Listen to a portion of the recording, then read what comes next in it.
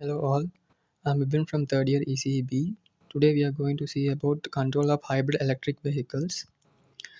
Hybrid vehicle is a vehicle which has both a internal combustion engine as well as a electric motor with it. In internal combustion engine system, the mechanical power needed to drive the vehicle is powered by engine, whereas in HEVs, an engine and an additional source such as electric motor combine their output power. So compared to conventional ICE system, the hybrid professional system can save fuel because the HEV can recover a part of the fuel vehicle's kinetic energy and use this energy later. And in this article, the two approaches are given by the authors. One is the feedback controllers and other is ECMS. ECMS stands for Equivalent Consumption Minimization Strategies. The energy flow diagram of the combined HEV powertrain is given. This HEV structure is a general powertrain architecture.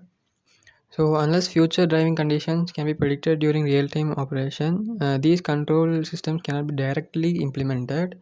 But the results obtained from this study establish a benchmark for evaluating the optimality of the realizable control strategies. So to guarantee behavior that is sufficiently close, we have to adapt a real-time controller for varying driving conditions. So let me summarize what I learned from this article. From this article, I came to know that electric hybrid vehicle in automobile is more advantageous when compared to ICE vehicles and plain electric vehicle. This is because the ICE works on fuel and the electric vehicles operates on electricity, which require charging. But in HEVs, the ICE and electric motor is combined as a single control system to provide both best of both the worlds. So a hybrid vehicle, the system analyzes the state of the charging system and provides feedback mechanism which figures out whether the IC electric is required for running the car. This happens for more than 1,000 times each second. So this is related to the feedback mechanisms which we learnt in the unit 1.